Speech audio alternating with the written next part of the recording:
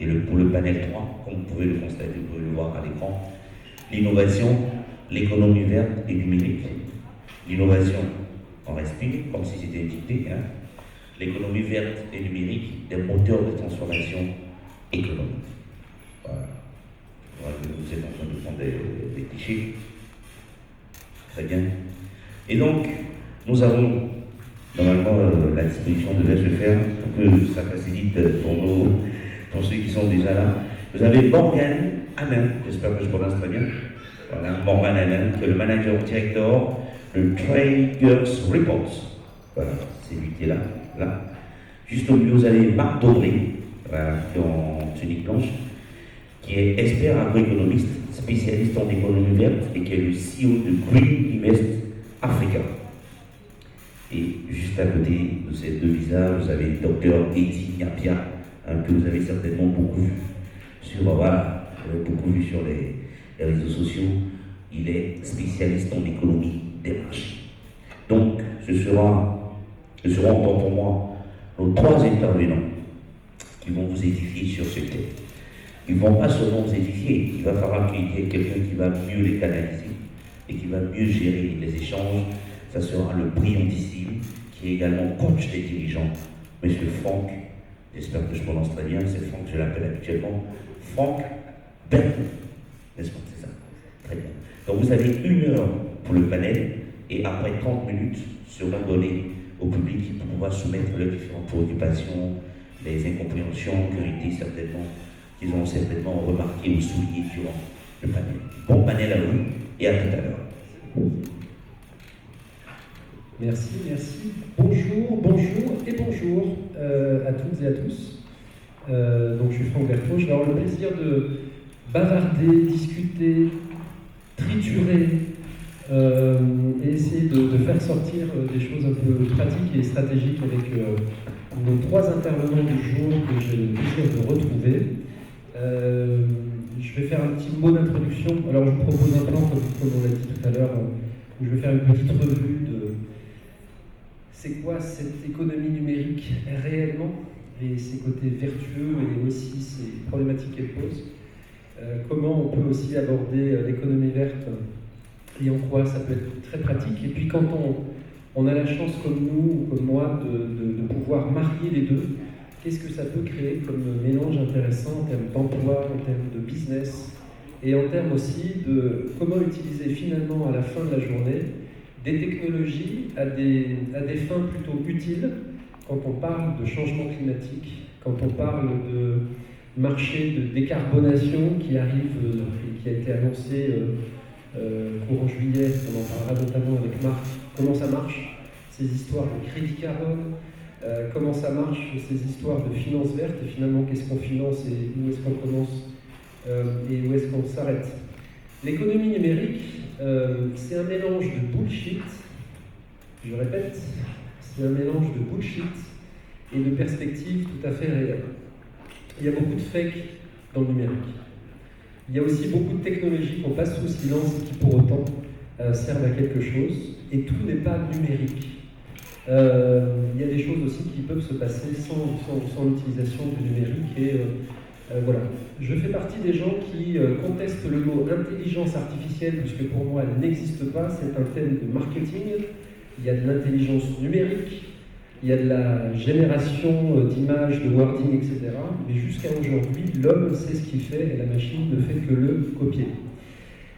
Je vous invite à lire un magnifique livre écrit par un des papas justement de cette intelligence numérique, Dr Julia, qui a inventé Siri, le premier assistant personnel d'Apple, qui a été le VP, donc Vice President de Samsung Innovation, donc des petites sociétés en matière d'innovation, et qui vous dit mieux que moi, l'intelligence artificielle n'existe pas. Puisque c'est un terme consacré, moi je le cite toujours entre guillemets, il y a plein de choses qui existent, il y a 5 étages, 5 niveaux dans l'intelligence dite artificielle, et puis on reviendra un petit peu comment on l'utilise à des fins cognitives, prédictives et d'analyse, et comment ça peut être intéressant. Quelques chiffres. L'industrie et l'économie mondiale dans le numérique, c'est à peu près 18 000 milliards de dollars cette année. Okay. C'est à peu près 40 000 milliards d'objets connectés. Chaque année, la bande passante augmente de 26%. Il y a à peu près 500 millions d'internautes sur le continent africain, ce qui représente à peu près 40% de la population. Donc oui, Africa is rising, oui, ça va vite, mais tout comme dans l'électricité, tout le monde n'est pas connecté. Donc il y a encore aussi tout un pan qui n'est pas connecté. On ne peut pas faire ce qu'on fait avec un petit téléphone sans écran smartphone, ce qu'on fait avec un smartphone. Tout le monde n'est pas couvert. Il y a encore des énormes zones de couverture et de non-couverture qui font qu'on ne passe pas partout avec du GPS, on ne passe pas partout avec de l'Internet, et quand on ne peut pas passer avec cette partie Internet classique, on passe avec le satellite et on aura l'occasion d'en parler tout à l'heure avec Laurent. L'économie numérique, c'est 12% de la facture électrique mondiale. C'est-à-dire que plus on développe l'économie numérique, plus on consomme d'électricité. Et l'économie numérique, c'est 80% des gaz à effet de serre sur la planète. 80% des gaz à effet de serre sur la planète est utilisé par l'économie numérique. Quand on sait que la planète se consomme, nous autres humains, on consomme notre planète fin juillet, début août, tout ce qui a été produit, on l'a consommé. Ça veut dire qu'à partir du 1er septembre jusqu'au 31 décembre, nous vivons à crédit sur notre planète. Et l'économie verte, finalement, c'est l'ensemble des secteurs qui touchent à comment on utilise ces ressources naturelles pour faire de la valeur, quel que soit le modèle économique. Évidemment, on parle de solaire, évidemment, on parle de recyclage, évidemment, on parle de forêt, d'agro-forest industry, etc., etc. C'est 50% du business mondial quand même, donc on est déjà à moitié dans l'économie verte à peu près.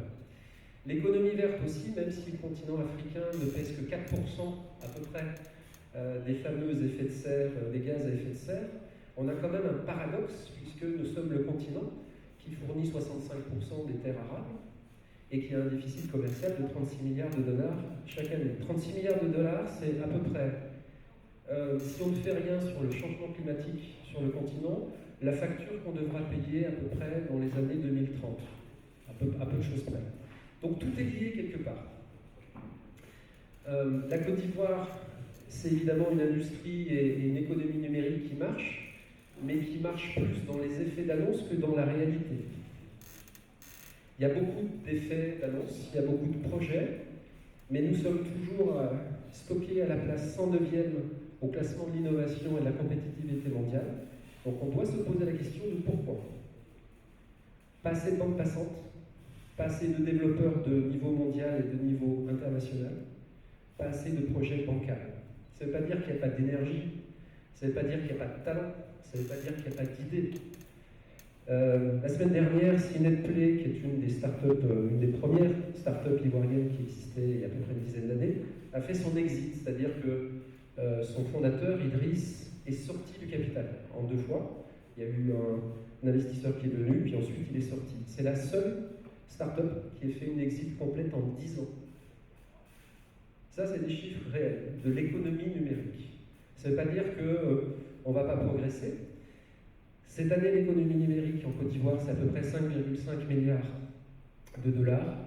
En 2025, ce sera 4 fois plus. L'ANSUD vient d'annoncer qu'elle va relancer la fibre optique. On a besoin de ces 5000 km de fibre optique qui étaient un petit peu bloqués pour qu'il y ait plus de bandes passantes, qu'il y ait plus d'énergie qui se fabrique. Et quand on mélange les deux, on va voir comment on peut utiliser des technologies pour faire qu'on peut protéger l'environnement.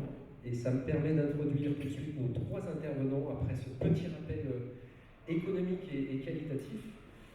Il est juste à côté de moi, on a changé un petit peu l'ordre de passage. C'est Marc Daubray. Il a plusieurs vies. Je vais en citer 2. De sa formation d'agroéconomiste, il s'est spécialisé depuis un petit peu de temps dans ce qu'on appelle, allez, je vais vulgariser, tu prendras les mots qui te conviennent, la finance verte. Donc il a monté Green Invest, qui est une société de conseil qui travaille sur la structuration de projets verts et surtout la partie finance verte de ces projets. Il a participé à plusieurs initiatives récentes, notamment avec que ce soit la GIZ ou Africa Fund Guarantee sur un accélérateur de projets verts. On en parlera un petit peu. c'est Marc Daubré, que je vous demande d'applaudir, s'il vous plaît. À sa gauche, Monsieur Morgan Hanin, qui est le fondateur de Triggers Report, dont on va parler tout à l'heure. Triggers Report is watching you. C'est-à-dire que ce monsieur a eu une idée de génie. Plutôt que de vous faire payer à vous, industriels, corporate ou gouvernement, des images satellites qui coûtent extrêmement cher, on parle de $4 au kilomètre carré, donc si vous voulez 100 kilomètres carrés, ça fait une belle facture déjà. Et c'est des images qui sont évidemment, vous connaissez déjà à travers Google Earth, mais qui sont nettement au-dessus en termes de qualité, d'update et de high resolution. On va en ce moment, je parle sous ton contrôle Morgan, à 3 mètres. 5 mètres, ok. Donc 5 mètres, c'est-à-dire qu'on voit les choses du ciel à 5 mètres, et ce monsieur a eu l'idée assez géniale de dire, plutôt que vous faire payer des images coup par coup, il a modélisé à travers une solution informatique tous les pays africains, toutes les villes africaines, toutes les villes du Moyen-Orient, tous les pays du Moyen-Orient, et vous pouvez voir en temps réel ce que vous voulez. On verra à quoi ça sert tout à l'heure. Il a été dans l'industrie automotive chez BIA, également dans la sous-région. Merci d'être là aujourd'hui, Marc, décidément, Morgan, et je vous demande de l'applaudir, s'il vous plaît.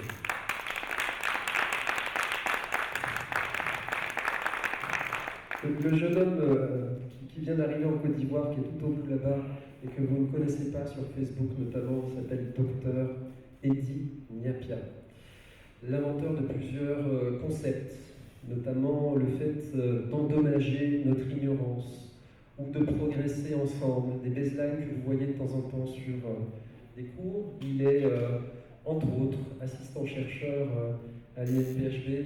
Il est, entre autres, 2 fois PhD, et notamment en gestion de crise, en crisologie.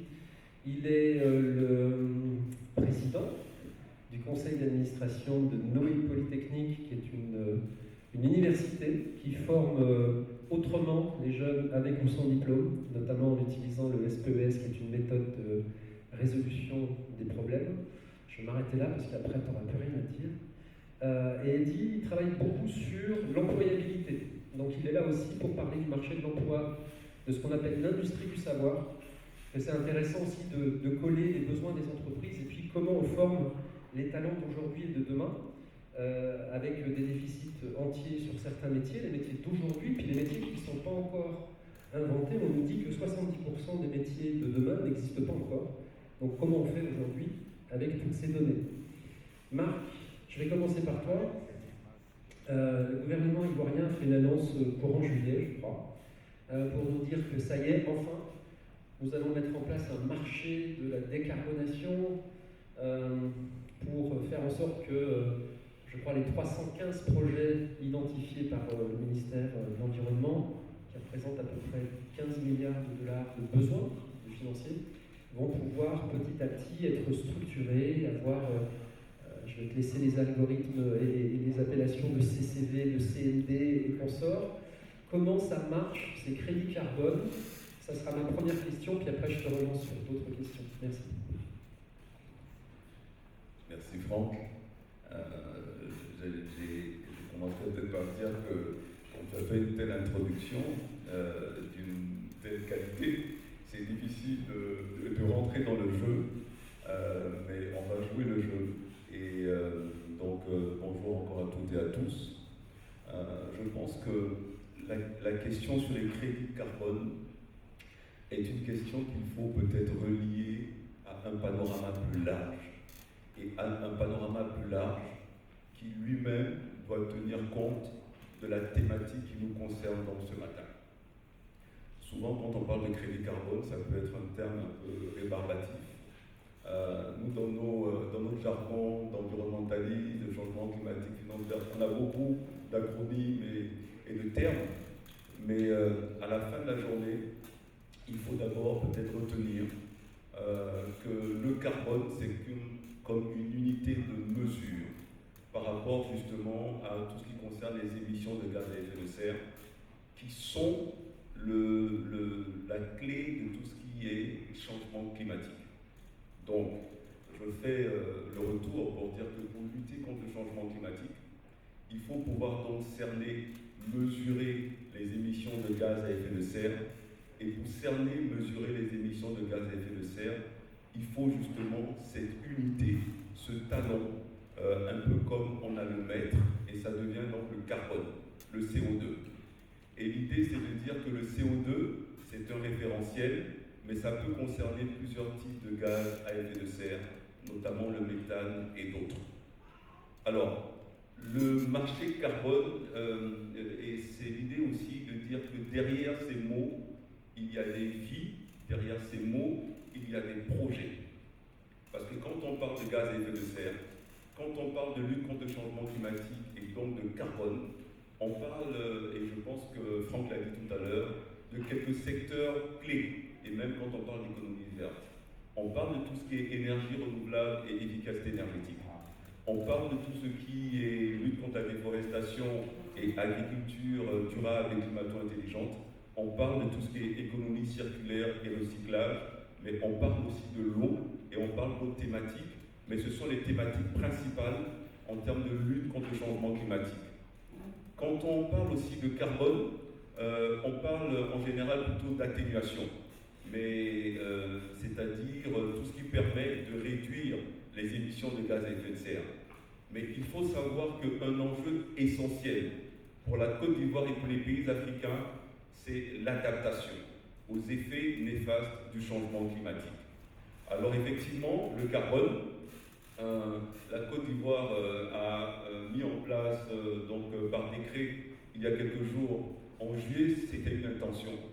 Aujourd'hui, c'est devenu une réalité puisqu'il y a un décret qui institue donc un bureau du marché carbone, le BMC. Et ce bureau aura pour rôle de faire en sorte que les projets dans les secteurs que j'ai cités puissent donc permettre de réduire ou d'éviter les émissions de gaz à effet de serre. À la fin de la journée, quand vous avez un bâtiment comme celui-là, parce que le bâtiment aussi concerne justement les projets carbone, quand vous mettez à l'intérieur de ce bâtiment des dispositifs pour réduire par exemple la consommation en énergie, vous baissez les émissions de gaz à effet de serre, vous êtes dans des approches de valorisation carbone. La différence entre ce que vous feriez ordinairement, habituellement, et ce que vous faites pour préserver l'environnement et réduire les émissions de gaz à effet de serre, cette différence est quantifiée et mesurée pour être valorisée sur les marchés qu'on appelle donc les marchés de carbone. J'ai donné l'exemple de ce bâtiment, ça peut être aussi l'exemple lié à la déforestation. Mais au-delà du carbone, comme je vous disais, parce que derrière le carbone, il y a des projets et il y a des vies, moi je voudrais dire que les enjeux de la lutte contre le changement climatique, c'est pour ça que la thématique justement de ces jours est extrêmement importante. Le climat aujourd'hui, c'est un des plus gros défis, une des plus grosses menaces de notre époque. Et on le vit tous les jours. Je veux dire, sur les inondations, sur l'érosion côtière, sur la chaleur qui monte de plus en plus, sur les températures qui sont irrégulières, sur les saisons qui sont difficiles à maîtriser. C'est notre quotidien qui est menacé. Mais face à cette menace, qui est essentielle pour nous-mêmes en Côte d'Ivoire, comme pour tous les pays du globe, il y a, je pense, la solution du numérique, du digital et de l'innovation. Et c'est pour cela que quand on met dans un panel la thématique de l'économie verte, qui est une piste de solution, mais en même temps un problème, mais quand on met aussi justement le numérique et l'innovation pour être un élément clé en termes de solutions et d'accélération des solutions, je pense qu'on a sur ce panel vraiment de quoi contribuer avec de la valeur aux enjeux de notre monde actuel. Et pour le climat et pour le carbone, Franck donnait quelques chiffres très justes et très intéressants. La Côte d'Ivoire a un besoin en termes de financement justement de sa stratégie carbone ou de sa stratégie climatique jusqu'en 2030 qui est de l'ordre de 22 milliards de dollars, ce qui veut dire que les montants sont énormes. 22 milliards de dollars, dont 10 pour les questions d'atténuation et 12 pour les questions d'adaptation. Et c'est pour ça aussi que le thème justement de ce panel comme de ce salon est important parce que c'est celui de l'investissement. Et je terminerai pour dire, en lien encore une fois avec le panel, j'ai vu dédié à la femme, j'ai vu dédié aux jeunes, le carbone ou les enjeux du climat, autant ils sont un problème, autant ils sont une solution, et ce sont les femmes, ce sont les jeunes qui peuvent permettre justement d'être des acteurs de ce changement, de cette transformation, pour relever les défis et les relever ensemble. Merci Marc. On parlait de besoins de financement. 23 milliards d'ici 2030 pour la Côte d'Ivoire, c'est je crois à peu près 2500 milliards de dollars pour le continent. Les besoins sont différents pays à pays. Comment on finance ça aujourd'hui et quel est l'état des finances vertes aujourd'hui, quel que soit le type de financement, obligations, convertibilité, comment ça se passe aujourd'hui, c'est quoi la photo aujourd'hui? Alors, on va dire qu'il y a trois considérations. La première, je vais dire, c'est une réalité qui est malheureusement une réalité triste. Vous disiez tout à l'heure que pour les émissions, nous étions à 4%. C'est à peu près la même chose pour les financements. Donc, dans la masse des ressources au niveau global, et c'est une masse importante, qui est disponible aujourd'hui pour financer le climat, l'Afrique n'arrive à capter que 4% de ses ressources. C'est donc la réalité, et c'est la même chose aussi pour la Côte d'Ivoire. Le deuxième élément qui est très important, c'est de dire qu'il faut pouvoir relever les défis parce que les ressources sont là. Donc il y a en Côte d'Ivoire notamment un plan d'investissement qui a été mis en place. Il y a des approches qui sont menées pour mobiliser les différents instruments, que ce soit des instruments au niveau des bailleurs de fonds internationaux spécialisés comme le Fonds vert pour le climat ou le Fonds d'adaptation, que ce soit des bailleurs de fonds bilatéraux ou multilatéraux. La BAD, par exemple, fait beaucoup. La Banque mondiale vient de financer un projet de carbone, justement, pour l'ouest de la Côte d'Ivoire, qu'on appelle le programme de réduction des émissions. Bref, les sources existent, les possibilités existent, mais il faut pouvoir aller les chercher. Et là, je termine avec la troisième considération, qui est de dire qu'il faut qu'on puisse s'outiller par le renforcement des capacités, par le montage de projets, par les études de faisabilité liées à ces projets, par l'intermédiation pour aller chercher ces ressources. Et c'est un peu le rôle de notre entreprise Green Invest Africa, qui accompagne aussi bien le secteur privé que le secteur public pour justement mettre en place les conditions pour aller mobiliser ces ressources. Merci. Docteur, on parle de métiers d'avenir, on parle de jeunesse. Est-ce que vous pouvez nous situer un petit peu, peut-être un tour d'horizon sur les métiers actuels du numérique et de tout ce qui toucherait à l'économie verte, et puis comment on projette ça face à ces enjeux et les perspectives qu'on vient d'aborder? C'est quoi la réalité aujourd'hui du marché de la connaissance et de l'employabilité en Côte d'Ivoire? Bonjour à tous. Merci Franck pour cette belle présentation et surtout le thème. Le premier mot, innovation, nous interpelle. Nous sommes aujourd'hui à ce qu'on appelle la troisième et la quatrième révolution. La première révolution, c'était la révolution agraire, où pour être riche, il fallait avoir des parcelles cultivables, c'est l'agriculture. Donc on avait ce qu'on appelle les seigneurs de terre. Et après, nous avons eu la révolution industrielle. On formait des personnes des industries, les McNaught, les plus riches, ceux qui avaient les industries, notamment aux États-Unis comme les John Deere, Rockefeller, les Vanderbilt, etc. Aujourd'hui, nous sommes à la révolution numérique. Les plus riches aujourd'hui, ce n'est pas tellement la matière, mais c'est les données. Et lorsque vous prenez, par exemple, les plus grands qu'on appelle les GAFAM, Google, Apple, Facebook et Amazon, etc. aux États-Unis, ils détiennent aujourd'hui les richesses dans la Silicon Valley. Ceux qui ont pu faire face, ce sont les Chinois, avec les bâtisses, Baidu, Tencent, Xiaomi, etc. aujourd'hui. Et dans tout ça, il y a un marché qui s'est créé. quelle est la position de l'Afrique? Est-ce que l'Afrique consomme ou est-ce que l'Afrique essaie de produire pour faire face à ce qui arrive? Nous sommes malheureusement dans la consommation. Or, lorsque vous consommez, vous enrichissez les autres. Notre structuration de notre économie aujourd'hui est essentiellement agricole. Donc, est-ce que nous allons revenir à la révolution agricole? Est-ce que nous allons ajouter des normes? Et c'est pour ça que l'économie verte revient. Parce que je sais qu'il y a des normes qui ont été éditées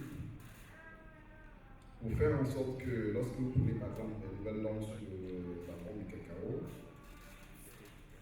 lorsque vous cultivez, il faut reboiser. En deux termes, si vous n'arrivez pas à prouver que les parcelles que vous utilisez pour produire le cacao, par exemple, pour reboiser, vous risquez d'être pénalisé par un certain nombre de normes. Donc, bien entendu, j'en parlais avec mon voisin. On délocalise aujourd'hui la production, qu'elle soit l'agriculture, le cacao, le café, la Côte d'Ivoire et le Libéria. Donc, il va sentir que l'économie va se sentir encore un peu fragilisée.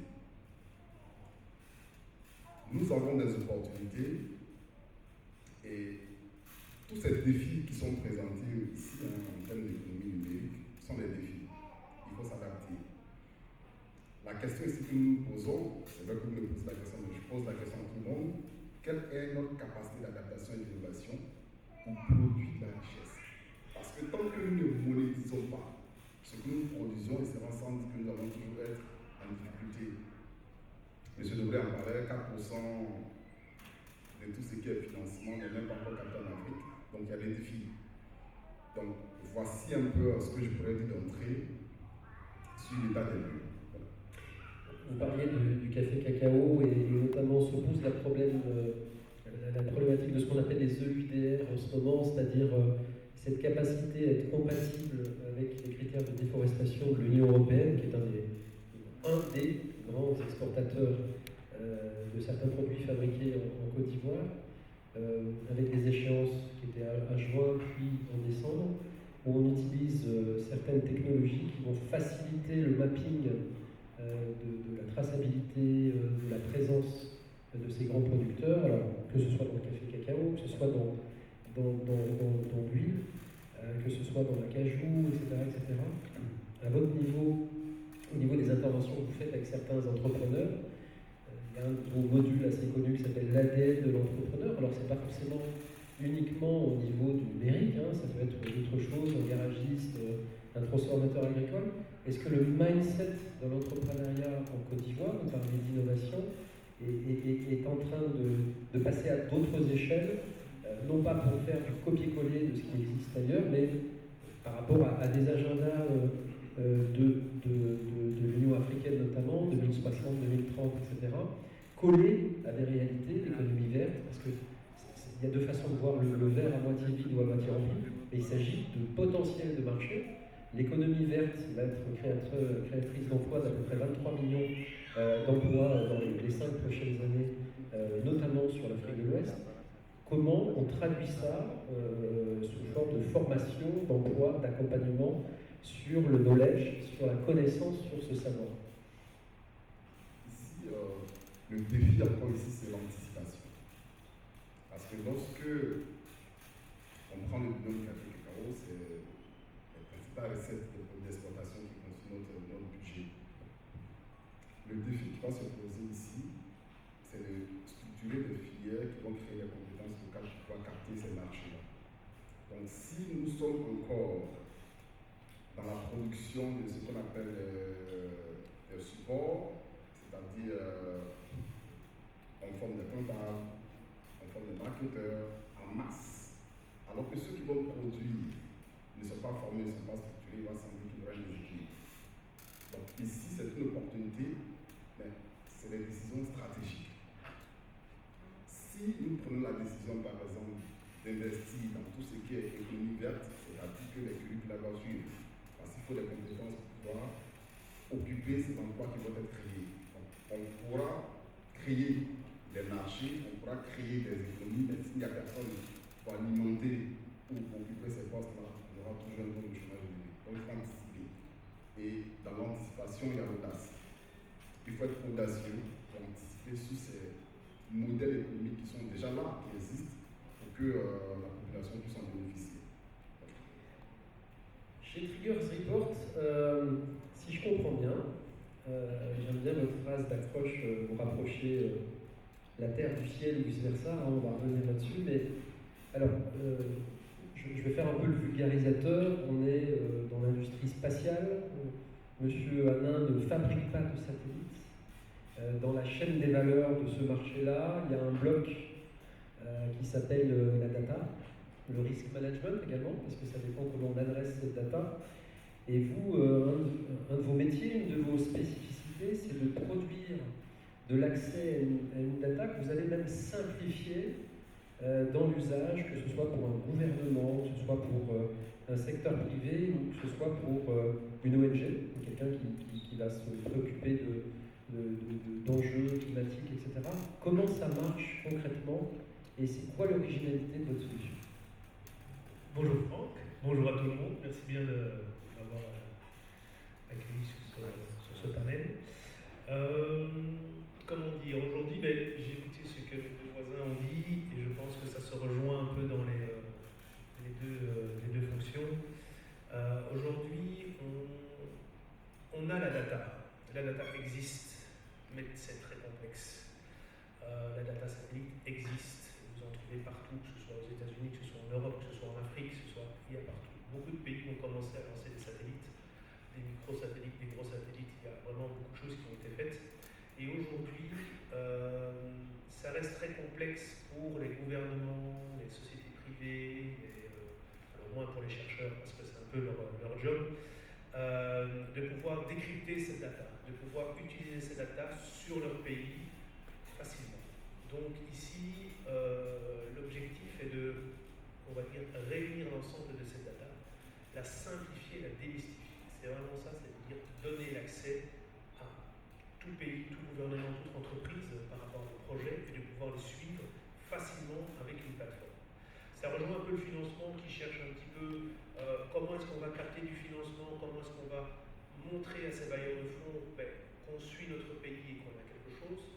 Ça rejoint un peu monsieur à côté, Eddy, qui lui aussi pousse un peu tout ce qui est agriculture, comment est-ce qu'on va maintenir l'agriculture, comment est-ce qu'on va valoriser cette agriculture. Eh bien, il faut la surveiller et il faut pouvoir planifier ce qui va arriver. La planification est très importante pour ne pas être surpris dans 10 ans, est-ce que la température va augmenter, est-ce que la pluviométrie va augmenter, est-ce qu'il y a des anomalies de température.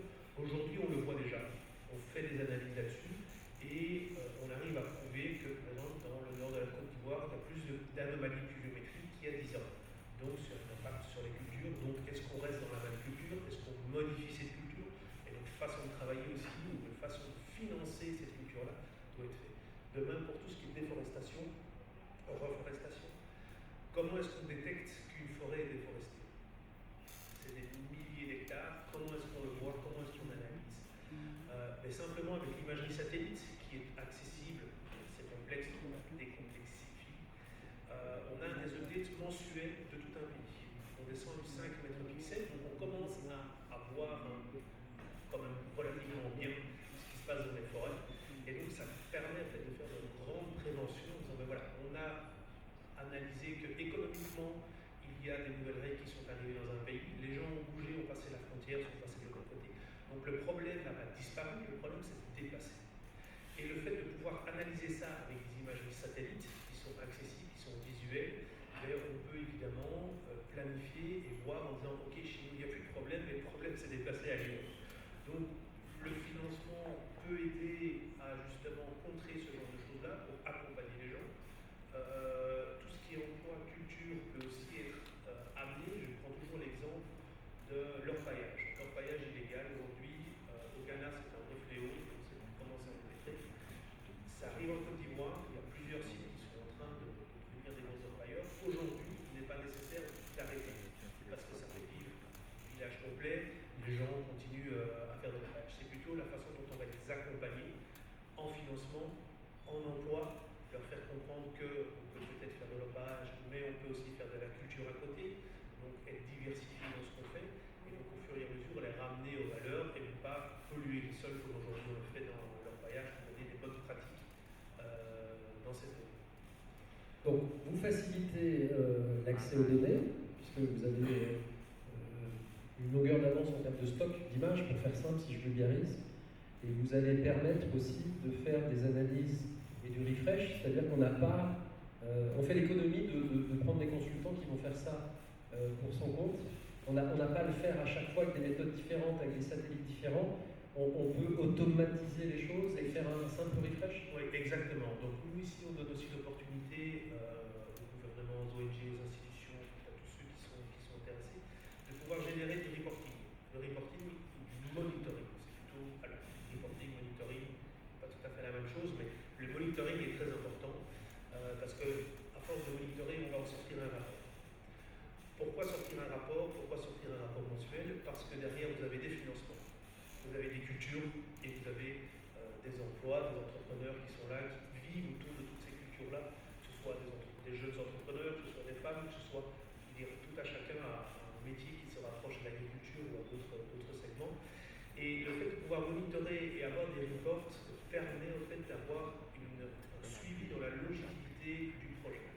Et de dire, ben voilà, aujourd'hui, nous avons financé le nord-ouest de la Côte d'Ivoire dans le cacao par exemple, ou dans le crédit carbone, ou peu importe, ben, on va pouvoir dire dans 3-4 ans, par rapport à ce projet qui a été financé, qui a duré de 2, 3, 4, 5 ans, de dire ben, voilà ce qui se passe tous les mois, voilà qu'il y a un vrai suivi du projet, donc c'est-à-dire que les bailleurs de fonds sont dit qu'il y a vraiment une conscience, on va dire, locale et une confiance des pays qui disent ben voilà, on va vraiment suivre le projet. À force de faire ça, ben, forcément, une fois que le projet se termine, il n'est pas tout à fait terminé, vu du reporting du moteur qui est fait, c'est des projets qui peuvent continuer, être pris par un autre bailleur de fonds, être pris en local, purement local, parce que c'est quelque chose qui peut être suivi localement aussi. Il n'y a pas toujours besoin de bailleur de fonds, je pense qu'aujourd'hui, il y a beaucoup de choses qui peuvent se faire ici en local, qui peuvent se développer grâce à le petit coup de pouce qui fait qu'on y arrive. Et surtout valoriser les terres, qui aujourd'hui, je pense, sont sous-valorisées par rapport à tout ce qu'on peut trouver ici en Afrique. Nous, on est spécialisé sur l'Afrique, ça fait 25 ans que j'y suis, avec un petit arrêt en Asie quand même. Mais voilà, donc j'ai beaucoup voyagé, je pense qu'il y a beaucoup de choses à faire ici et que le financement, comme on dit, la green tech, le green financement et le suivi justement d'une valorisation des terres et de comment peut-être changer cette valorisation peut apporter beaucoup à nous. Alors, on parlait tout à l'heure, avant de rebondir peut-être avec Marc sur le sujet, Eddy évoquait la problématique de la data au sens producteur du terme de la data. Donc, une double question, peut-être Morvan. À qui appartiennent les data? Est-ce que elles appartiennent, vous voyez où j'arrive, hein, elles appartiennent à qui ces data? Aux clients qui sont vos clients? Où est la frontière? Et puis après, je reviendrai sur... allez, on fera un petit décrochage sur la fameuse souveraineté numérique et on reviendra sur le sujet. Alors, à qui appartient la data? Alors, je parle ici à tous les jeunes entrepreneurs, aux femmes qui veulent se lancer. Vous avez des milliards de données de data open source. Open source, c'est-à-dire c'est sous licence MIT, donc c'est une licence qui vous permet d'utiliser comme vous voulez. Vous pouvez l'utiliser dans vos recherches, vous pouvez la vendre, vous pouvez faire ce que vous voulez. Nous, on travaille avec ce genre de sources. C'est-à-dire que toutes ces data, c'est de l'open source. C'est des programmes qui sont faits, là c'est des programmes européens, des programmes japonais, des programmes européens, américains, c'est ça justifié. Donc c'est l'open source. Donc vous pouvez les utiliser, vous pouvez les télécharger, vous pouvez les traiter, vous pouvez les vendre, vous pouvez les mettre dans des universités, vous pouvez vraiment faire tout ce qu'il y a. Ensuite, il y a une deuxième notion de data qui est la data privée. Donc c'est la data privée qui appartient à une entreprise. Dans le cacao, ils ont leur polygone, dans une entreprise, ils ont leur site minier. Et donc ça, c'est leur propre data. Donc il y a bien deux différences dans la data. C'est qu'il y a la data open source qui peut être ouverte à tout le monde peut l'utiliser. Je ne veux pas dire que c'est ma data, c'est une data qui appartient, on va dire, universelle. Et puis il y a la data privée qui appartient à des organismes qui, elles, doivent être protégées. Qui, elles, ne peuvent pas être divulguées. Il y a souvent énormément de documents à signer. On a plusieurs clients avec qui on travaille sur on doit signer des documents. Pourquoi cette data, elle est protégée, elle est cryptée, elle ne sera pas divulguée, elle ne sera pas envoyée, on va dire, à tout à chacun. Donc voilà, c'est un peu dans cette sphère-là qu'on se situe. Et il y a un vrai enjeu aujourd'hui pour des gouvernements avec qui on travaille déjà, qui nous demandent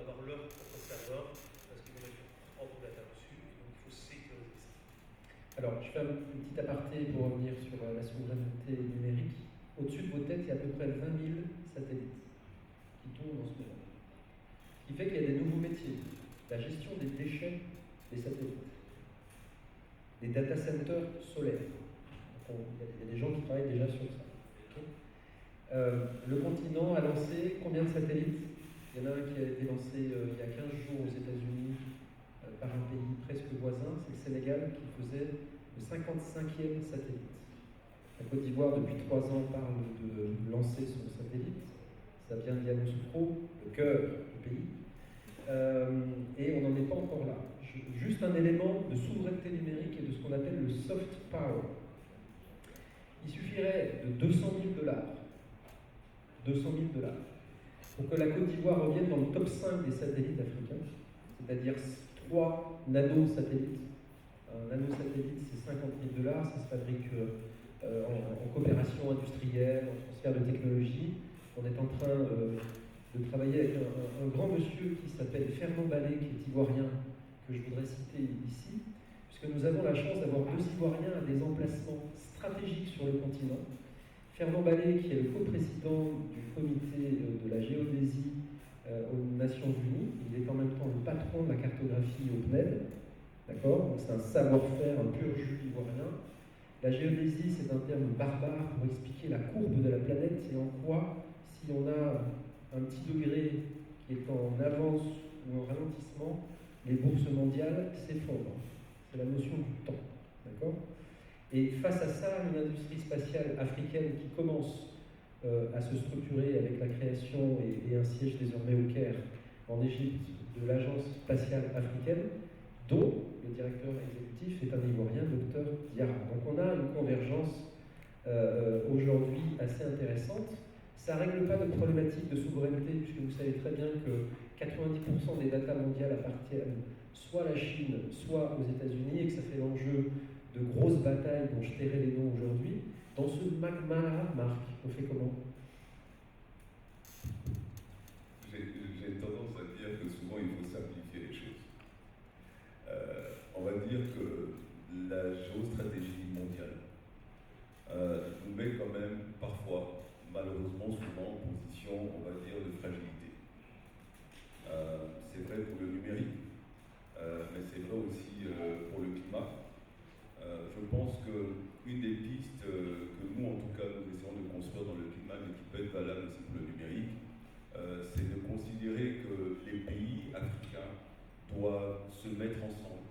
Les pays africains doivent conjuguer, combiner et consolider leurs capacités, leurs intelligences et leurs efforts pour construire leur souveraineté.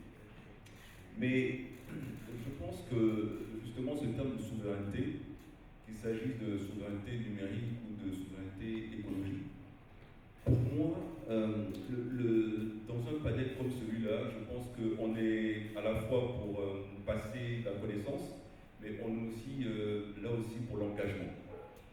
Et moi, ce que je voudrais dire, c'est que les nouveaux enjeux, aussi bien ceux du numérique que ceux du climat ou de l'écologie, sont des opportunités extraordinaires. Et moi, je voudrais donner quelques exemples de notre vécu. Au niveau de la région de San Pedro et de Soubré, nous avons donc accompagné des femmes qui se sont organisées justement en AVEC, en association volontaire d'épargne et de crédit, pour faire des pépinières d'arbres forestiers, pour que, à la fin de la journée, elles puissent les vendre aux producteurs, aux coopératives et augmenter, améliorer leurs revenus. Ça s'est fait tantôt au niveau des financements par la RSE, tantôt au niveau de certains bailleurs, mais l'idée c'est de dire que ce métier, qui est celui de pépiniériste, peut aller avec d'autres métiers, comme celui notamment de sylviculteur, donc de conduite justement des peuplements d'arbres et de production d'arbres pour l'agroforesterie ou pour le reboisement, et permettre de consolider notre souveraineté écologique. Dès lors qu'on donne des outils aux femmes, aux jeunes, de mener des activités qui vont leur permettre justement de préserver l'environnement, je pense qu'on aura fait un bond de façon très concrète vers cette souveraineté. Je pense qu'il y a d'autres métiers, Tout à l'heure, le docteur parlait justement des métiers. Il y a un répertoire aujourd'hui des métiers verts qui existent. Et parfois, c'est la base. Mais il faut que nous soyons tous informés. Il faut que le public, cette assistance, sache que les activités qu'il mène peuvent être ou bien verdites, ce qu'on appelle les activités verdisantes, ou alors ce sont des activités vertes. Par exemple, je suis certain qu'il y a dans cette salle quelqu'un qui valorise les pneus, quelqu'un qui valorise certaines formes de déchets pour fabriquer soit des plats, soit des paniers, etc. C'est un métier vert. Et c'est un métier vert qui mérite d'être encouragé, d'être consolidé et de pouvoir générer des revenus. On parlait aussi d'innovation. Nous avons travaillé sur un programme qui s'appelle DigiCities. DigiCities, c'est de dire que sur les métiers verts liés donc à la ville intelligente, qu'il s'agisse du transport, qu'il s'agisse du bâtiment, qu'il s'agisse donc des produits de consommation quotidienne, qu'il s'agisse de la domotique, ce sont des métiers verts qui sont en train de monter en puissance. Le monde d'hier ne sera pas celui de demain. Et ça se passera à travers l'économie verte et à travers l'innovation et la digitalisation. Et c'est un monde qui est le vôtre. Il faut vous informer, il faut vous renseigner, il faut le saisir. Nous sommes là pour vous accompagner. Et je pense que la souveraineté, qu'elle soit numérique ou écologique, elle commence aussi par chacune et chacun de nous. On peut applaudir le plaidoyer. Vous sentez cette énergie verte? Docteur, il y a eu des expériences dans la lignée de ce que vient de dire Marc.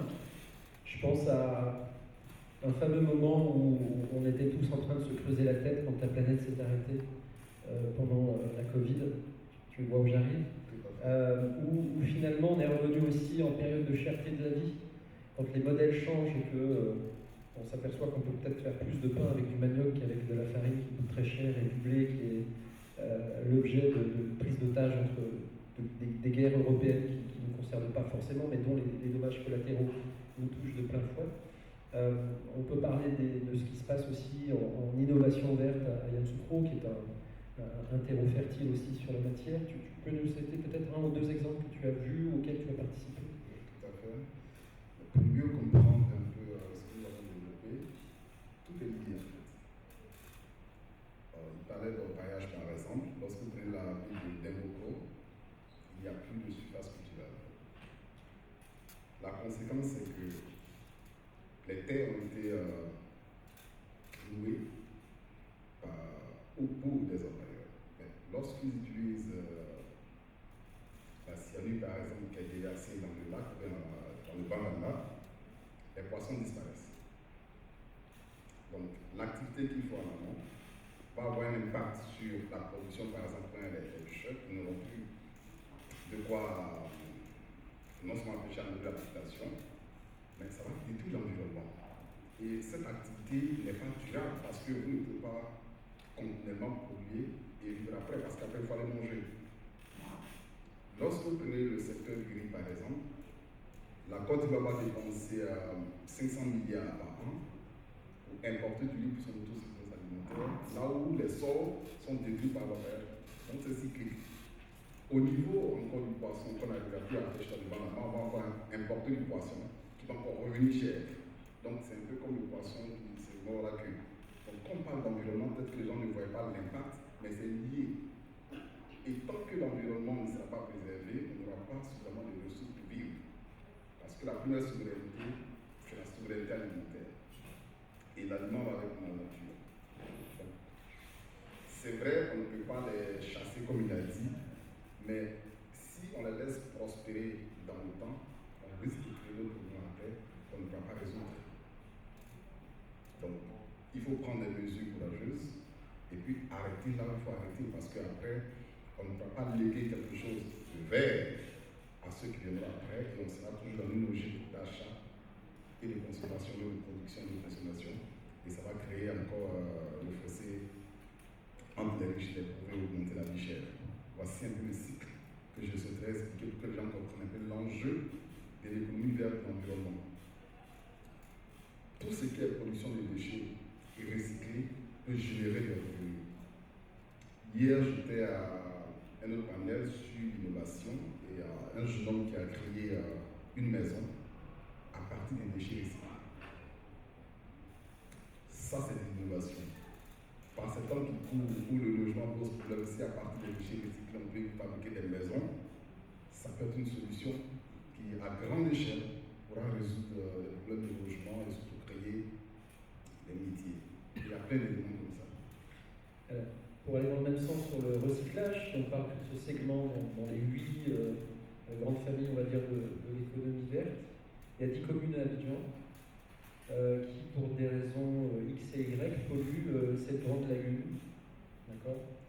Il y a eu des études faites avec la FASEP, je crois qu'il y a 2 ans, à peu près, des très belles études qui a coûté assez cher mais qui est extrêmement précise et qui montrent en gros que on a l'équivalent de 76 000 tonnes de plastique chaque année dans la lagune d'Abidjan, qu'elle soit pour des raisons industrielles, de rejet, etc. Face à ça, la solution, ce serait 57 milliards de francs CFA, évidemment avec un process de collecte, un process de transformation, de tri, de valorisation, et qui, dans les 3 grandes familles de valorisation des déchets, donnerait de l'électricité pour à peu près 20 000 personnes autour de cette lagune, permettrait de faire de l'export aussi du plastique non utilisé pour faire des routes, pour faire des semelles de chaussures, etc. Et puis en plus des prestations de services qui sont tout autour de cette microéconomie. C'est ça aussi le regard qui existe, sans trahir un secret, puisque c'est peut-être encore confidentiel, mais nous sommes entre nous. Morgan est en train de travailler avec l'OIPR au Banco. Cette forêt magnifique, qui est la 2e seule forêt au monde présente dans une ville, après Sao Paulo. C'est à peu près 3700 hectares. On est assez inquiet par ce qui se passe, comment je vais le dire, par ce nouveau concept de la forêt du Banco, la baie du Banco, qui devient jolie avec des lumières le soir, très sympathique, et puis un futur parking avec un restaurant, et puis on nous promet de voir des choses dans un lac où on a chassé des flamingos pour mettre autre chose. C'est une forêt qui est réservée pour les animaux et pour la faune. Les humains sont tolérés. Et on se bat avec une fondation que j'ai fondée, mais ce n'est pas l'objet, pour l'interdiction des voitures à l'intérieur du Banco, pour mettre des voitures électriques. Puisque que vous soyez à pied, à vélo, marcheur, coureur ou en voiture, vous allez payer le même prix à l'entrée. Il n'y a pas un barrage, une dissuasion, mais le dégât d'une voiture thermique dans le Banco vis-à-vis des petits singes, des grands singes, peu importe, vis-à-vis des papillons, vis-à-vis de plein de choses, est catastrophique. Donc aujourd'hui, puisqu'il n'y a pas de data qui dit c'est quoi mon empreinte écologique, c'est quoi mon bilan carbone, Morgan est en train de regarder comment, un petit peu pro bono, en attendant que ce soit très cher, aider au moins les décideurs de cette forêt à dire j'ai de la data disponible pour dire c'est ça l'état des lieux. Qu'est-ce que je fais avec? Ne serait-ce que pour apprendre les éco-gestes, quelles que soient les entrées. J'ai rien contre le progrès tant qu'il est utile, mais quand il s'agit d'une forêt qui fait en sorte qu'elle vous produise et qu'elle vous fournisse de l'eau, il n'y a pas d'eau à Abidjan s'il n'y a pas la forêt du Banco. La nappe phréatique qui est en dessous vous permet d'avoir de l'eau tous les jours à Abidjan. Ça, c'est un patrimoine, et il suffit juste de ne pas interdire les gens, évidemment, à voir ce joyau, mais juste leur dire, attention, c'est pas le parc Astérix, on n'est pas là pour venir essayer son dernier 4x4, on n'est pas là pour faire du bruit avec de la musique, pour venir faire je sais pas quoi à l'intérieur, on est là juste pour dire, c'est ça qui nous permet de boire, de manger, etc.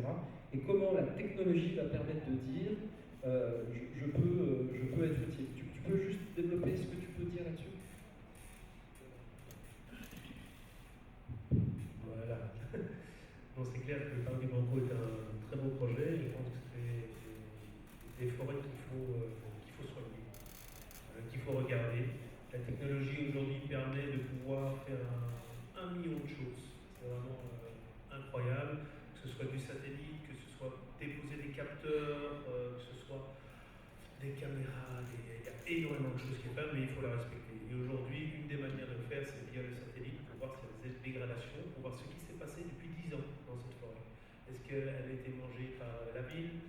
Est-ce qu'il y a eu une baisse de chlorophylle? Est-ce qu'il y a eu une baisse de, ou alors, on va dire, qu'est-ce que ça dégage aussi comme bien-être pour la ville? Donc, c'est des projets qui sont vraiment bien, et je vais en terminer par là. Comme on est ici quand même pour les jeunes entrepreneurs, les femmes et l'ouverture d'esprit, comme je dis toujours, il n'y a pas de mauvaise idée. Il faut juste être bien accompagné. Donc, si vous avez des idées, il faut les vivre avec passion. Moi, je suis dingue de ce que je fais aujourd'hui. J'adore ce que je fais parce que c'est vraiment incroyable. Tous les jours, je découvre des nouvelles choses, et je pense que dans chaque métier, il y a moyen de le faire. Que ce soit dans la finance verte, que ce soit dans le développement, dans la recherche, il y a tellement de choses à découvrir. On a aujourd'hui l'opportunité d'avoir Internet. Il y a tellement de choses à trouver sur Internet si on s'y intéresse, dans des secteurs bien précis, que ce soit dans le recyclage, que ce soit dans le satellite, que ce soit dans la recherche, que ce soit dans énormément de domaines.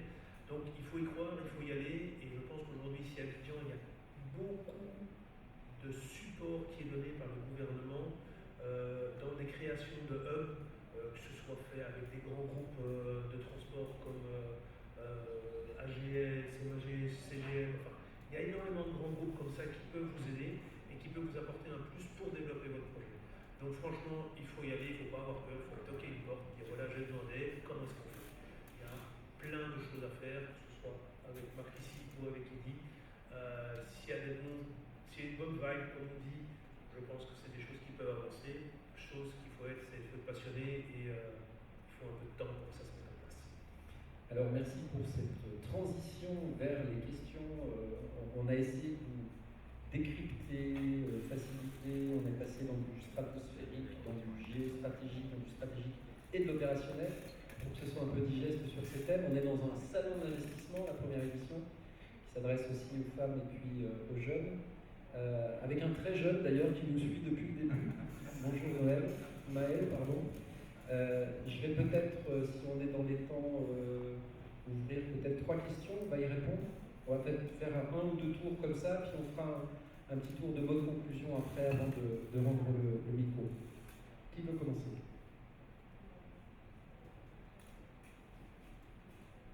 Alors vous connaissez, on va prendre d'abord les questions plutôt que les contributions, vous présenter un sujet, et puis derrière, on verra qui répond à vos questions. Merci. Comme ça permet de séquencer. D'accord.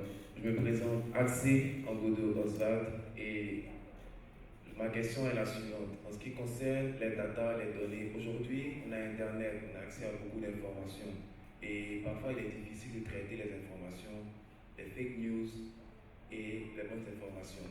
Comment est-ce que vous arrivez à traiter les bonnes informations et à travailler avec? Parce que, comme je l'ai dit, il y a beaucoup de données. Est-ce que vous avez une méthode spécifique? Est-ce que vous avez quelque chose à nous proposer, nous les jeunes? Parce que quand on fait des recherches, on a tendance à prendre toutes les informations et aller avec.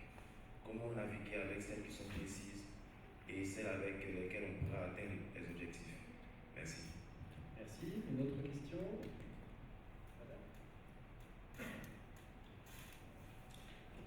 Merci. Je suis Koulibaly Alimata et je dirige une entreprise de transformation de produits agricoles avec un grand réseau de femmes. On sait que de plus en plus en Côte d'Ivoire, ce métier prend de l'ampleur.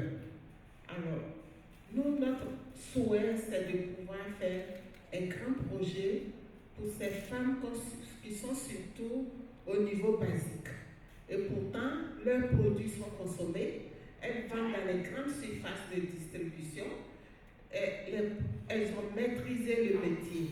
Alors, ce grand programme, est-ce que s'il fait partie de l'économie verte, est-ce que ce métier fait partie de l'économie verte? Si oui, vers qui je pourrais venir parler vous trois pour qu'on puisse monter ce gros programme, afin que toutes ces femmes-là puissent partir de l'échelle un peu plus bas pour changer d'échelle. C'est notre souci. Elles sont nombreuses à ce stade-là. Elles n'arrive pas à progresser, là je vois une opportunité de l'économie de verte. Alors, ça nous intéresserait de faire ce grand programme. Merci. Merci madame. Par là-bas, ouais.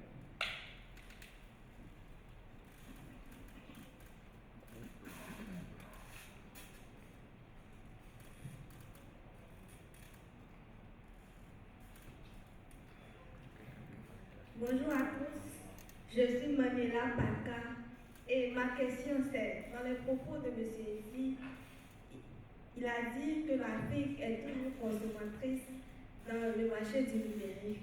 Et j'aimerais savoir comment est-ce que l'Afrique peut se débrouiller pour passer à ce statut de consommatrice à une actrice dans le marché du numérique.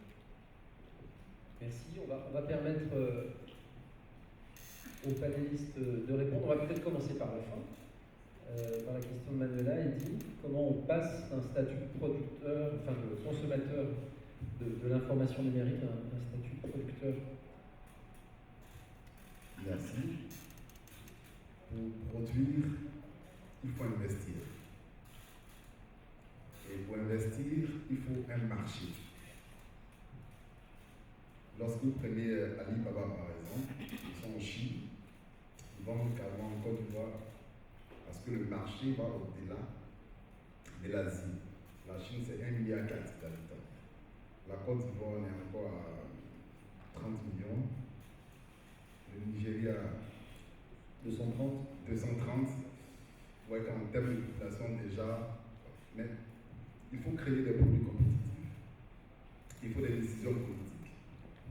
Décisions politiques, investissement, et surtout aller à la conquête du marché. Si vous avez un produit qui est compétitif, qui est de qualité, vous pourrez conquérir le marché, mais ce n'est pas encore, quand je dis en termes de conquête, c'est une guerre économique. Hier, le Sénégal a lancé un satellite. Ils vont certainement avoir de la data qui est différente de l'information que notre ami recueille sur les réseaux sociaux. La data permet d'anticiper. Les États-Unis ont, par exemple, quand je prends dans le secteur de la consommation numérique, comme je l'ai dit au départ, Google, qui est un moteur de recherche, Facebook, qui est devenu aujourd'hui Meta, Apple, qui est dans la téléphonie, aujourd'hui la Tesla, qui est dans la voiture électrique. Donc, c'est des biens de consommation. Mais on est encore un peu loin de la production. Est-ce qu'on pourra concurrencer les Tesla, les Apple, les Facebook et les Google en termes de moteurs de recherche? Là où, quand vous allez en Chine, par exemple, l'équivalent de Google, c'est Baidu, l'équivalent de Facebook, c'est Tencent, l'équivalent de Apple, c'est Xiaomi, et ils sont encore en avance sur les voitures électriques. Donc, nous devons quitter la logique de consommation, la logique de production, parce que cela va nécessiter des décisions stratégiques et de gros investissements. Voici un peu ce que je pourrais dire pour votre question. Merci Eddie. Alors, je reviens à la première question, pour rester dans le même thème. J'ai oublié votre prénom, pardon. Cédric Osval. Comment on fait pour distinguer une bonne information, une mauvaise information? Peut-être Morgan et puis Marc après. Ouais.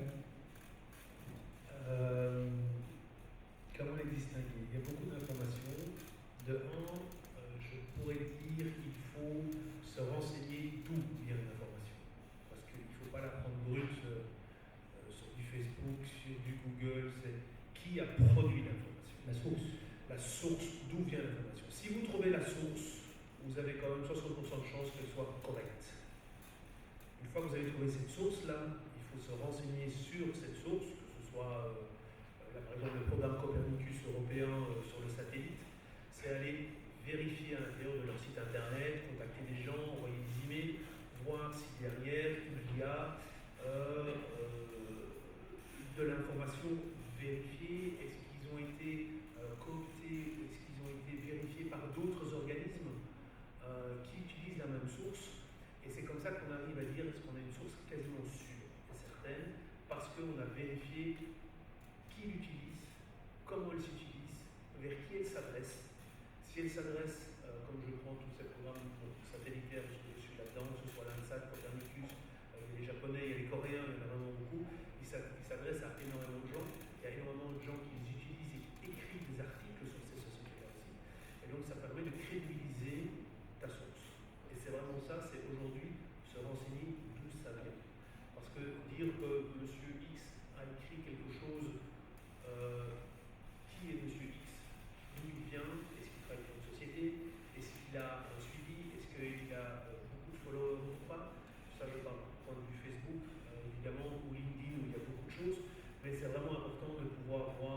d'aller jusqu'au fond de la chose pour savoir d'où ça vient. Parce que vous pouvez trouver beaucoup de choses qui sont fausses. Généralement, après, on va dire, si vous avez l'habitude, 15 minutes de recherche, vous avez vu que ça ne marche pas. Le numéro de téléphone ne fonctionne pas, l'email, il n'y a pas de réponse. C'est un Gmail, ça pose aussi des questions, c'est pas un email d'entreprise. L'image ne correspond pas au texte. L'image ne correspond pas au texte. C'est pas la même année, c'est pas le même pays. Il y a beaucoup de fautes dans les textes aussi, généralement, parce que c'est écrit à la va-vite et on avance, il n'y a pas de correction. Donc c'est vraiment, la chose, il faut l'analyser avant de l'exploiter. Il faut dire d'où elle vient, comment je l'analyse, comment je la regarde, qui a déjà regardé cette source. Et à ce moment-là, vous pouvez crédibiliser la source et vous dire, ben, c'est une autre source qui est validée par un chercheur, par une grosse entreprise. Ok, ils ont des conditions générales, ils ont voilà, tout un suivi. À ce moment-là, on peut dire, bon, ben, voilà, je suis rentré en contact avec cette source, parlez-lui. Parce que si vous êtes sur un sujet qui vous intéresse, sur le recyclage de plastique ou la culture de tomates, vous avez quand même certaines notions là-dedans. Donc à partir du moment où vous parlez avec les gens-là et vous voyez qu'ils ne s'y connaissent pas, c'est qu'il y a un souci. Donc voilà ce que je peux dire sur les sources. Merci. Je pense que les co-panélistes ont parfaitement répondu aux questions de Oswald et de Manuela. Je ne vais donc pas m'appesantir là-dessus. La question de Mme Coulibaly est extrêmement importante. Elle est importante parce que pour moi, elle reflète tout l'enjeu donc de ce salon. Madame Coulibaly, la première chose, moi je voudrais vous féliciter et vous encourager. Et en même temps vous répondre pour vous dire que votre projet, il peut, il doit et il va être considéré comme un projet vert. Ce qui est bien dans le vert, dans l'économie verte, c'est qu'à la fin de la journée, tous les projets peuvent être attachés à l'économie verte. Et je vais vous donner quelques exemples. Vous avez parlé d'agroalimentaire, vous avez parlé d'agro-industrie. Si d'aventure, vous avez l'objectif d'utiliser donc la production maraîchère notamment, et si vous le faites de façon optimale, en utilisant notamment des techniques sur la micro-irrigation ou d'autres choses, ou même si vous le faites de façon artisanale, mais vous êtes en droite ligne d'une activité verte. Parce que dans l'activité verte et dans l'agriculture climato-intelligente, tout ce qui concerne justement la sécurité alimentaire est un élément clé. Mais dans le changement climatique, les stratégies même de la Côte d'Ivoire, tout ce qui concerne justement la production agricole, agro-industrielle, fait partie de l'adaptation. Donc, et on peut trouver beaucoup d'autres points d'ancrage de votre projet à l'économie verte. Donc moi, je voudrais vraiment vous encourager à regarder comment peut-être poursuivre, mais en même temps faire un clin d'œil. Je pense que nous tous ici, nous sommes en mesure de vous accompagner. Parce que vous aurez tantôt, je ne parle pas de Franck parce qu'il est au sommet de la hiérarchie, mais nous tous ici, à nos modestes niveaux, docteur, pour vous accompagner avec son incubateur, son accélérateur, etc. Je pense que vous avez besoin d'accompagnement pour pouvoir justement formater, améliorer, consolider votre projet, peut-être sous forme de business plan ou autre. Nous aussi, on peut donc vous faire cet accompagnement. Mais l'idée, à la fin de la journée, c'est comment structurer votre projet pour le rendre donc en conformité et bancable, ou comme on dit, investable, avec non seulement les critères de financiers potentiels et de financiers dans les domaines de l'économie verte, mais aussi, on n'y pense pas souvent assez, dans les financements pour l'économie verte, il y a aussi le financement à partir des banques commerciales. Et le clin d'œil dont je parlais, c'était, j'ai vu beaucoup d'affiches sur BNI, qui est une de nos banques nationales. BNI est en train d'être accrédité par le Fonds Vert Climat, qui est un des fonds au monde les plus importants pour justement appuyer et lancer l'économie verte. BNI est en partenariat avec le FIDA, le Fonds pour le développement agricole, pour justement, à travers le projet iGriffin, pour appuyer justement les petits producteurs agricoles pour leur permettre de développer leurs activités. Vous avez donc, une fois que votre projet sera bien monté, une fois que vos capacités en tant que porteur de projet, en tant que projet structuré sera optimale, vous avez donc différents outils, une panoplie pour justement regarder les opportunités de financement.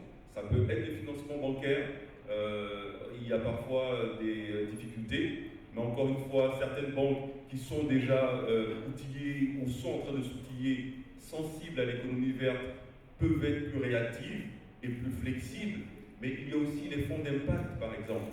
Les investisseurs d'impact sont aujourd'hui nombreux et prêts à vous accompagner éventuellement. Il y a ce qu'on appelle le blending finance, pour dire que vous pouvez éventuellement bénéficier d'une subvention parce que vous êtes un groupement de femmes et parce que vous participez à une cause essentielle, celle de la sécurité alimentaire.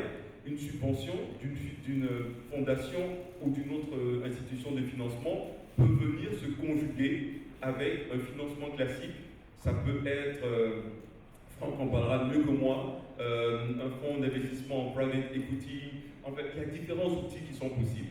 Mais vous êtes un projet vert, éligible en tout cas à être un projet vert. Et le dernier élément, ça serait l'accompagnement de l'État. En ce moment, et Franck en parlant en introduction, l'État constitue un portefeuille de projets verts et climatiques. Il y a environ 300 projets dans ce portefeuille et je pense que votre projet sera parfaitement éligible et pourra donc faire partie du portefeuille de projets national vert et climat de la Côte d'Ivoire. Merci. Merci Marc. On va prendre 3 dernières questions, si on est toujours dans les temps. Je parle au maître du temps, c'est bon?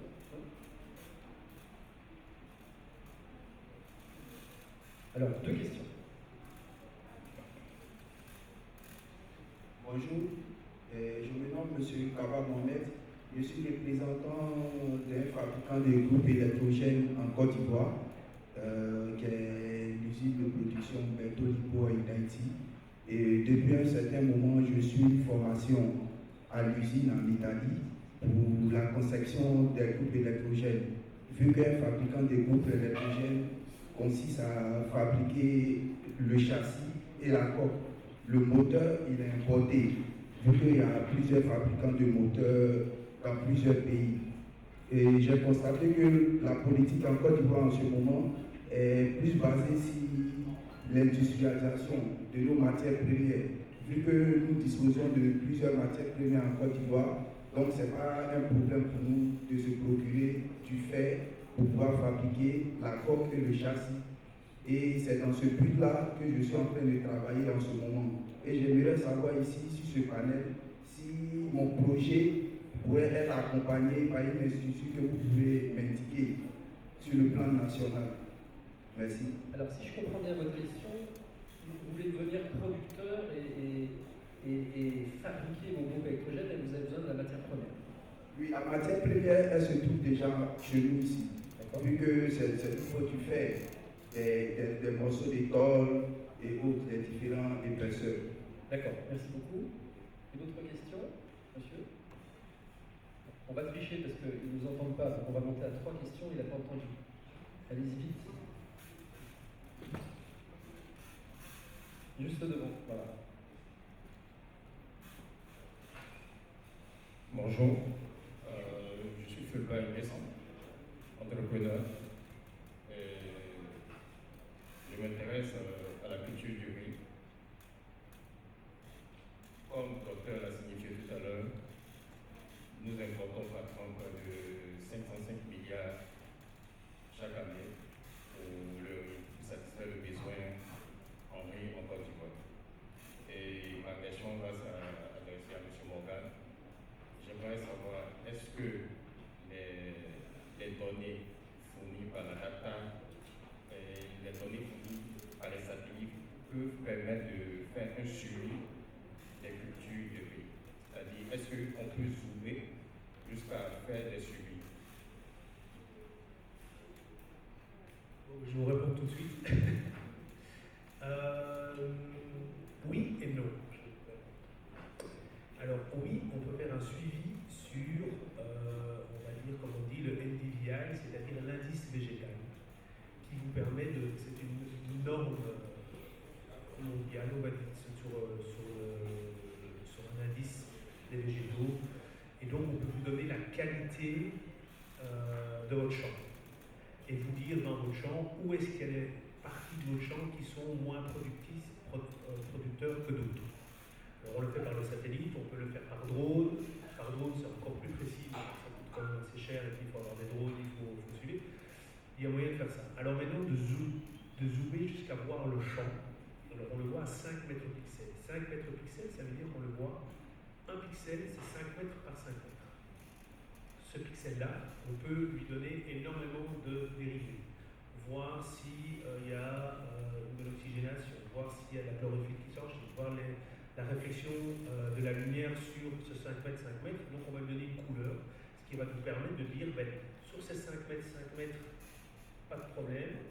Sur le pixel d'à côté, on a vu qu'il y a une réflexion de couleur différente, il y a un dégagement de chlorophylle différent, donc il y a peut-être un problème. Est-ce qu'il faut rajouter de l'engrais? Est-ce qu'il n'y a pas assez d'eau? Est-ce qu'il y a trop d'eau? Voilà. Donc ça permet de donner une vision comme ça. On n'ira pas jusqu'aux 15 cm pour voir si la fleur elle a bien poussé. Il y a moyen de le faire, mais ça va coûter très très cher.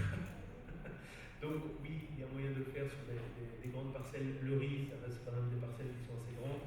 Donc oui, il y a moyen de faire un polygone autour de cette parcelle et pouvoir regarder si tout se passe bien dessus, si toute la parcelle est homogène ou pas.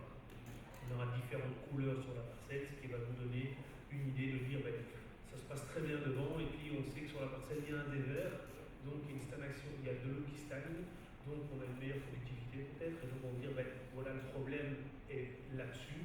On vous a dit que vous avez récolté 5 kg par hectare, mais vous n'en avez que 3. Pourquoi? Parce qu'il y a ce dévers. Et donc lorsque la récolte est passée, combler ce dévers-là pour arrêter d'avoir des inondations ou un surplus d'eau, ce qui permettra en fait, de continuer à avoir de meilleures récoltes. Et peut-être mixer la technologie avec la permaculture qui lui permet de multiplier par 8 votre productivité également à l'hectare. On avait une question pour Docteur. Je pense que ça va te plaire. Comment on passe à l'échelle? Quel est le breakdown even entre je suis importateur de groupes électrogènes et je veux, parce que je suis pas sûr que ce soit le fer, l'alliage, mais on a compris les questions, qui puisse me permettre de devenir un industriel et de produire ces groupes électrogènes. Merci. Alors je tenais à vous féliciter, étudier et essayer les produits sur place. On aura besoin de quelques informations. Est-ce que vous avez identifié le marché? Quelle est la taille du marché? Première question. Deuxième question, l'installation de votre usine va coûter combien? Il faut noter cette question parce que c'est très important. Merci. L'installation de votre usine va coûter combien? Le coût de production. Combien va coûter l'unité que vous fabriquez ici en Côte d'Ivoire par rapport à ce qui est importé? Est-ce que vous pouvez produire des groupes d'électrogènes moins chers que ce qui est importé? Quel est le facteur de percée? En d'autres termes, est-ce que les gens auront suffisamment confiance au groupe d'électrogènes que vous fabriquez ici localement pour pouvoir en acheter? Quel est le nombre d'emplois, par exemple, qui sera créé à votre usine? Donc, c'est des données. Qui seront, par exemple, vos partenaires clés et combien est-ce que cela va générer en termes de chiffre d'affaires par mois, par an, etc. Donc, c'est tout ça qui permettra de voir est-ce qu'on vous accompagne. Vous avez la Banque nationale d'investissement. Si vous avez un bon business plan qui dégage la marge, qui permet de créer des emplois, qui permet également de produire sur place, je pense que vous serez accompagné. C'est juste des questions auxquelles il faut répondre. Structurez-toi dans un business plan. Et puis je pense que ça va aller. C'est bon? Alors, juste une seconde. Vas-y. Je te laisse juste dire et puis après on va conclure. Ouais. Comme je disais tout à l'heure, rien n'est impossible. Aujourd'hui, on voit qu'il y a des usines de construction de voitures qui sont en Afrique. Au Maroc, au Bénin, c'est en train de se mettre en place. Donc je pense que construire et réaliser des projets ici comme ça sont tout à fait faisables. C'est en train de se faire. Mais comme j'ai dit tout à l'heure, se faire accompagner. Allez voir des gens qui sont prêts à vous accompagner pour structurer votre modèle et comment est-ce que ça va être. Alors on est arrivé au terme de ce panel. Merci pour votre patience. On a commencé un petit peu en retard. Marc a vu sous vos yeux, dans les conditions du direct, disparaître puisqu'il avait un engagement juste après. Je vous salue. Et puis, je vais peut-être vous demander à chacun d'entre vous un petit mot de conclusion en 30 secondes, peut-être axé plus sur économie verte, économie numérique, quels sont les leviers de transformation, quelles sont les perspectives, ou peut-être un tips par rapport à l'audience qui est là. Docteur ? Merci à tous, c'est le mot de la fin. Tout est possible. Lorsque vous avez une idée en tête, il faut agir pour la réaliser. Il y aura forcément des obstacles, comme j'aime à le dire, les obstacles sont faits pour être surmontés. Et si vous avez la volonté, vous demandez, on pourra vous dire non, ou on pourra vous dire oui. Donc n'hésitez pas à demander, n'hésitez pas à passer à l'action, parce qu'une action est plus qu'une option. Et c'est l'action qui permet de créer une innovation. Merci à tous d'être venus et restez dans l'action. Merci beaucoup. Pour ma part, je pense qu'il y a tellement de choses à dire. Il faut être enthousiaste, il faut y croire. La deuxième chose, je pense qu'il faut vraiment se faire accompagner. C'est vraiment la clé du succès. Pour m'être trompé aussi moi-même, j'ai voulu dire je sais faire. Et au final, il faut se faire accompagner, que ce soit financier, que ce soit intellectuel, que ce soit avoir du challenge. Partagez vos idées avec les gens pour avoir du challenge. Et surtout, ne pensez pas que c'est... Faites pas ce que vous voulez, faites quelque chose que les gens ont besoin. C'est pas parce que vous pensez que ça va marcher que les gens vont l'acheter. Donc, réfléchissez au sens inverse. Qu'est-ce que les gens ont besoin, comment ils l'utilisent, et je développe mon projet. Pas dire je développe mon projet et puis je vais essayer de le vendre, mais en fait personne n'en a besoin parce qu'on ne l'utilise pas, parce que c'est pas dans le mode de vie d'aujourd'hui, parce que voilà, ça a changé. Donc c'est vraiment ça. Il y a plein de choses sur le marché, il y a plein de choses qui existent, il y a plein de choses qui peuvent être améliorées de différentes façons. Donc voilà, il faut être persévérant et surtout réfléchissez à ce que les gens ont besoin parce que vous voulez faire. Merci beaucoup. Peut-être une phrase de conclusion pour aller dans ce sens-là. C'est le marché qui décide, sauf quand on est dans une ONG ou dans une administration publique, on a plus l'habitude d'avoir des usagers. La deuxième chose, c'est que l'argent ne sert à rien quand on fait de l'entrepreneuriat. Je répète, l'argent ne sert à rien quand on fait de l'entrepreneuriat. Ce n'est pas l'argent dont vous avez besoin, c'est ce qu'on appelle une proposition de valeur, c'est quelque chose que le marché réclame, c'est quelque chose que vous êtes le seul à faire. L'argent est un moyen de financer votre développement plus ou moins rapidement. La technologie est un moyen de développer votre business model plus ou moins rapidement. Arrêtons de parler de la première difficulté d'un entrepreneur, c'est le financement, c'est faux, il y a de l'argent partout. Ce qu'on veut, c'est des projets bancables, avec une valeur réelle, avec une différenciation, et c'est ça qui fait qu'on part d'un marché pour mieux y revenir, et on n'est pas dans une idée, on est dans un projet, on est dans un revenu. Pardon d'être aussi direct, et je finirai par une petite phrase qui dit que rien n'est certain, mais tout est possible. Merci à toutes et à tous, excellente journée.